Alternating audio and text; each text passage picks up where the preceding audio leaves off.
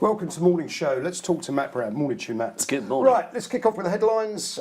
Core finance, US tech rotation failed, Brexit lunch, and CBOE announces go-live dates for Bitcoin. I don't really know where to start on all of that. Lots to get our teeth into. Let's talk about the tech sector rotation. Obviously, wild swings on Wall Street. What's going on? Well, look, we've seen tech stocks sell off. They've had a stellar year, likes of Amazon, Microsoft, Apple, etc., all the big names. We've seen a little bit of a sell-off. Now, this has come on the back of the US tax reform. I don't actually see it as a negative. These sectors have performed very well. So we're coming into the end of the year. A lot of fund managers have been waiting for these tax reforms to come through. And they want to use their funds. Where do they want to put them? They want to put them in US banks. Well, obviously, with the interest rate hike expected next week in the US, that's profitable for the US banks. But they've got to get the money from somewhere. Yep. So you take it from the outperforming stocks, you put it into the underperforming stocks. It's a rotation, nothing to fear. I actually don't see that as a bad sign in the market. It just goes to show, take the value where you can. Even retail traders should potentially be doing the same. It doesn't mean there's been a big outflow of funds from the market. It's just a little bit of rotation, a little bit of jiggery-pokery into the year end, make the fund managers look good, and that's all it is. So I see that as a positive. Brexit, quick headline. Not a positive. All seemed to be going swimmingly well over lunch, albeit it was a 4-hour lunch, so maybe the soup got cold and someone got fed up. Finally, obviously, Theresa May, she gets a call from Eileen Foster.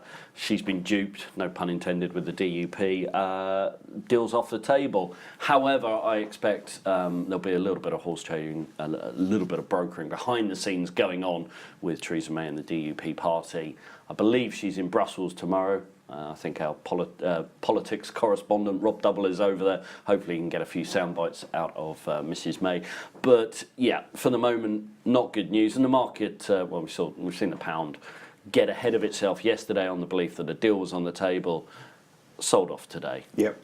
And finally, CBOE announces go-live date for Bitcoin. Boom, boom. So we can actually go short, can we? Oh, if you want. In theory. Yeah, good luck to it. Good luck to you. 10th of December, 5 p.m, we will see a futures contract on the CBOE. Some may, as you rightly say, use that as a shorting opportunity. Others may see that as further reason to buy it. Exactly, further validity for the currency. This comes as JP Morgan have said Bitcoin could be the new gold. Bear in mind that Jamie Dimon, the head of JP Morgan, has been very anti-Bitcoin in the past. Right, let's move on to the leaderboard. Provident Financial Group today.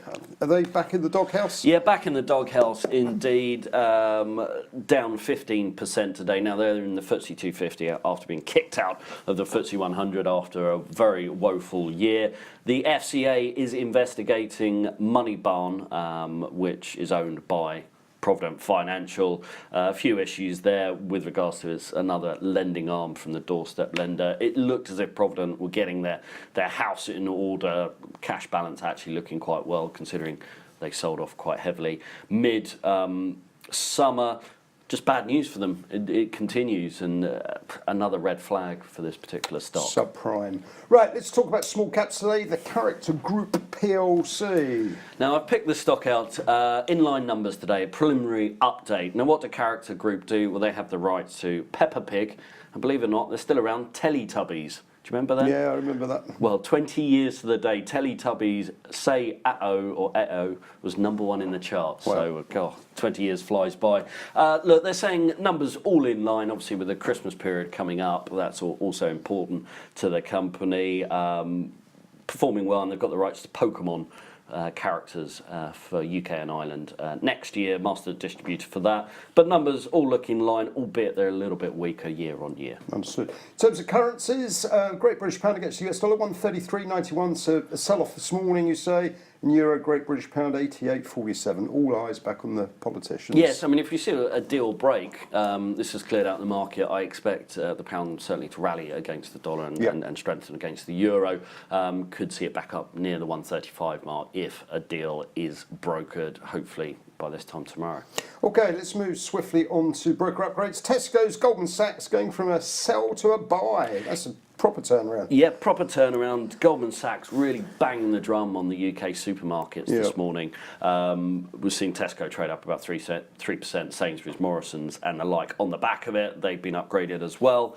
Just bullish on the UK supermarkets. They see them as oversold of late. Ronnie Chopper actually last week was banging the drum as well on Tesco. So maybe Goldman Sachs were watching the show. There you go, there's a thought. Right, call number 800. What's caught your attention? Well, I actually picked out this number yesterday, so it's the same number, 800, but for different reasons. Yesterday we were talking about 800 jobs being created by Facebook in the UK. Positive story, fantastic to hear. Unfortunately today, 800 jobs potentially may be lost. Redundancies at Toys R Us after the Toys R Us parent company in the US has got into problems. They're looking at the Toys R Us stores in the UK and saying, actually, look, they're not profitable. We can't make as much money out of them. The old 80s, 90s model of large warehouses, stack them high, sell them cheap, it's gone out of favour with the internet now. They're looking at trying to get higher footfall in shopping centres with smaller stores, but very sad to hear 800 people will be out of a job potentially before Christmas. Okay, let's wrap up with the economic calendar. In terms of just the US today, the market service PMI and the ISM non-manufacturing,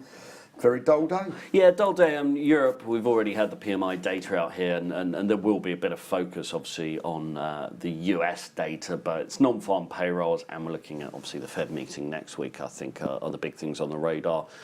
Tax reforms, Brexit, Bitcoin, they're the three main things to look out today. Matt, thank you very much indeed.